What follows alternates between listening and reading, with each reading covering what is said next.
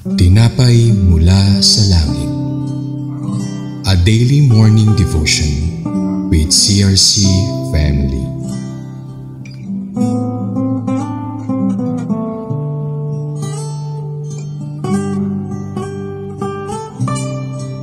Isang mapagpalang umaga sa bawat isa na nakikinig ng Tinapay Mula sa Langit, ang pang-araw-araw nating debosyon sa salita ng Diyos. Ako si Pastora Michelle Pineda ng Queens Road Daughter Church, Bacoor, Cavite. Ngayong umaga, matutunghayan natin ang panghuling verse mula sa Bilang 13, 31, 33. Pero bago po tayo magpatuloy, tayo po muna ay dumako sa ating panalangin. Panginoong Hesus, maraming salamat po sa umagang ito at muli po naming pagbulayan ang iyong salita. Dalangin ko po na ang bawat kataga na lumabas sa aking bibig ay nanggagaling sa iyo. Buksan niyo ang aming espiritual na isipan, maging ang aming puso, lalo na sa bawat nakikinig. Tumimo nawa sa bawat isa at lubos na maunawaan namin ang dapat mong maiparating sa amin. Maraming salamat po, Banal na Espiritu. Pagsama niyo sa amin, ito ang aming panalangin. In Jesus' name, Amen. Sa ating pagpapatuloy, ang pamagat ng ating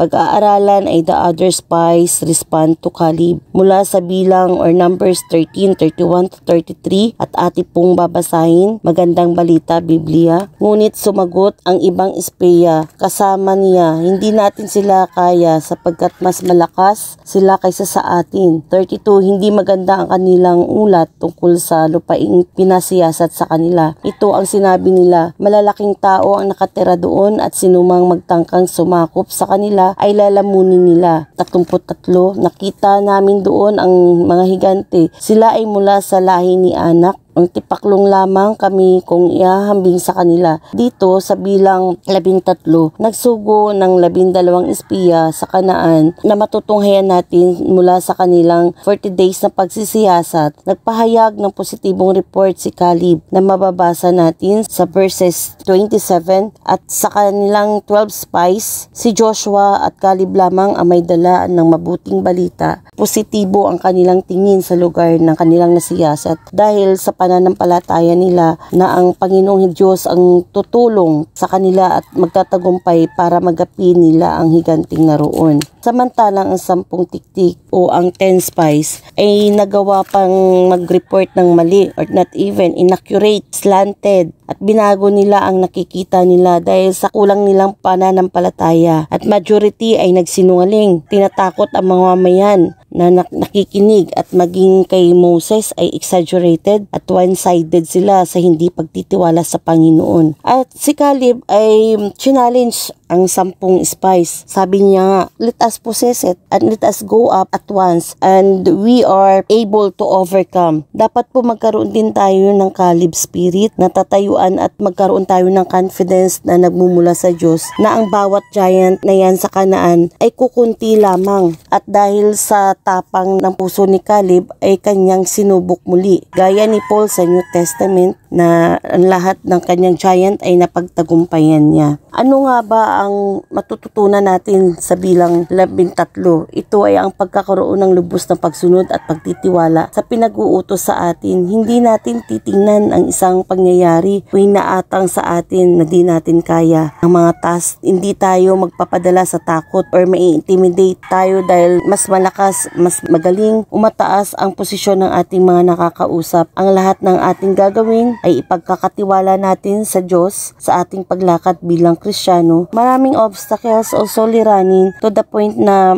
maaari tayong tumigil at hindi magpatuloy. But the Word of God always remind us that we can do all things through Him who strengthens us. Ito'y makikita natin sa Philippians 4:13. Kaya nga madalas lagi nating naririnig na magkaroon tayo ng salita ng Diyos na pangahawakan o parakletos. Nang sa paraang ito ay mayroon tayong panlaban sa anumang mga suliranin na ating nararanasan. Gaya nga po sa ating nabasa, patuloy nating mithiin na magkaroon tayo ng katangian ni Caleb, na magkaroon tayo ng Caleb spirit na hindi dapat tayo matakot at magkaroon tayo ng confidence na nanggagaling sa ating Panginoon. Dahil dito, sabi nga ano-ano yung ating mga natutunan sa pagkakaroon ng pananampalataya. Even this experiences happened a long time ago, they still apply to us today. Faith is not always easy. God is the creator of the universe, the Alpha and the Omega, and God is the powerful. On our own way, we can do little, but when we are doing God's will, God will always triumph. If God is telling us to do something, we must obey even if we cannot see the outcome, and even if the outcome looks terrible or the outcome is unfavorable to us. And always remember the word of God in Zechariah 4:6, not by might nor by power, but by the Spirit, says the Lord Almighty. Let us pray. Dear Lord, as we end this devotion, we thank you and honor you for your wisdom, understanding, and blessing upon us our lives. May you bless everyone who take their time to listen our daily devotion. Bless each one of us and also our country, Philippines. Thank you, Jesus. This is our prayer in the precious name of Jesus. Amen. Maraming salamat sa inyong pakikibahagi sa ating programa. Samahan po ninyo kami muli bukas sa pagnilay ng salita ng Diyos dito sa Tinapay Mula sa Langit. Mapagpalang umaga po sa bawat isa.